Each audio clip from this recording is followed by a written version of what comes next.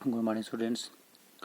आज हम क्लास 6 का सब्जेक्ट जो साइंस है उसका हमने जो टॉपिक पढ़ा था इलेक्ट्रिसिटी एंड सर्किट, इसमें से हमने ये कंप्लीट कर दिया था और इसके हमने पहले 5 क्वेश्चन कर दिए थे। तो आज हम जो इसके बाकी क्वेश्चन रहते हैं उनके बारे में पढ़ेंगे, क्या क्वेश्चन हैं। तो क्वेश्चन नंबर 6 का क्या करता है, would the bulb glow after completing the circuit shown in figure.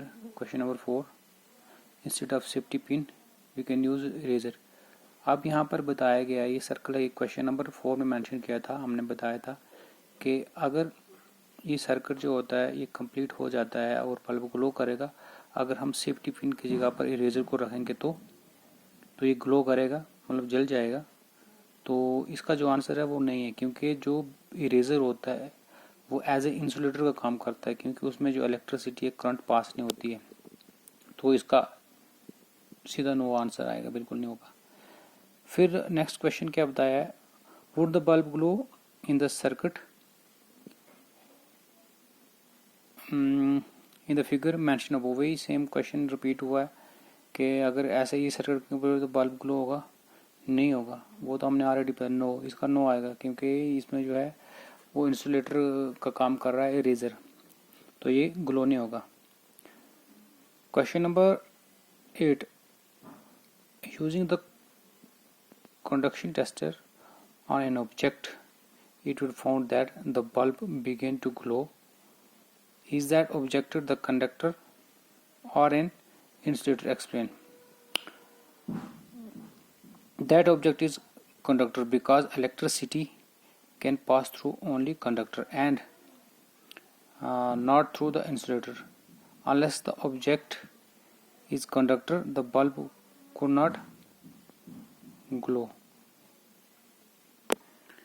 हाँ, तो इसमें बताया गया है कि जो कंडक्टर होता है उसके थ्रू उसमें तो पास हो जाती है करंट, ठीक है, और करंट अगर पास होगी तो वो ग्लो करेगा, लेकिन अगर इंसुलेटर होगा तो वो नहीं करेगा। Unless the object is conductor the bulb could not glow. अगर वो कंडक्टर होगा तभी, नहीं तो वो ग्लो नहीं करेगा। ये चीज बताएगा, ग्लो करेगा कि नहीं करेगा, तो नहीं करेगा। क्वेश्चन नंबर 8 में क्या बताया गया है, Why an electrician use rubber gloves while repairing the electric switch at your home? अब इन्होंने बताया कि जो भी इलेक्ट्रिशियन आते हैं, जो कोई भी काम करते हैं, तो वो क्या करते हैं, इलेक्ट्रिक ग्लोव्स का इस्तेमाल करते हैं, वो सॉरी रबर ग्लोव्स का। वो क्यों करते हैं, क्योंकि क्यों करते हैं वो, the rubber gloves are insulators, this gloves saves electric from getting electric shock. तो क्या होता है कि जो रबर ग्लोव्स होते हैं वो एक किस्म का ये इंसुलेटर का काम करता है, उसके थ्रू जो इलेक्ट्रिसिटी या करंट जो होती पास नहीं होती है। इसलिए वो क्या करते हैं, वो जब भी कोई रिपेयर वर्क करते हैं तो वो वहाँ पर उसका इस्तेमाल करते हैं, क्योंकि अगर वो ना करें तो उससे क्या हो जाता है, डायरेक्ट कांटेक्ट में आ जाएंगे, इलेक्ट्रिसिटी का इलेक्ट्रिक शॉक उनको लग जाएगा। इसलिए एज ए प्रिकॉशनरी मेजर्स वो कोई भी जब रिपेयर का काम का होता है तो वो रबर ग्लोव का इस्तेमाल करते हैं।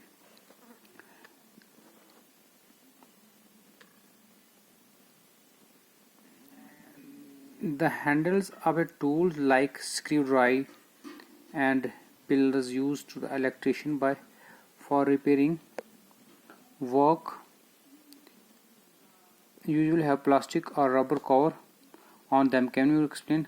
अभी ने बताया कि जो इलेक्ट्रिशियन होते हैं, जो भी वो टूल्स इस्तेमाल करते हैं, जैसे स्क्रू ड्राइवर हुआ या जो भी वो होते हैं, उनके पास जो इंस्ट्रूमेंट होते हैं, तो उनके जो बैक साइड में क्या होता है, बैक पैनल पर क्या होता है, या तो रबर्स का कुछ मटेरियल उसको लगाया जाता है या तो प्लास्टिक का। तो वो क्यों होता है, क्योंकि जो प्लास्टिक और रबर होते हैं वो बहुत क्या है, बैड कंडक्टर ऑफ इलेक्ट्रिसिटी है।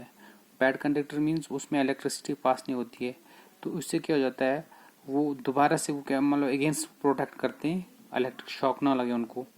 तो इस वजह से क्या हो जाता है, वो टूल्स यूज़ करते हैं, और हम भी घर में ये टूल्स यूज़ करते हैं बहुत सारी जगहों पर। तो उनको इसलिए करते हैं ताकि शॉक ना लगे, इलेक्ट्रिक शॉक ना लगे। तो इस तरह से आपका जो है कंप्लीट हो गया, ऑलमोस्ट आपका सभी सिलेबस कवर हो गया है। तो अब जो कुछ रहता है बाकी कुछ हम दोबारा से करेंगे, जैसे कुछ भी क्वेश्चन मिसलेनियस वगैरह ऐसे कुछ क्वेश्चन रहेंगे वो कर देंगे। Thank you students.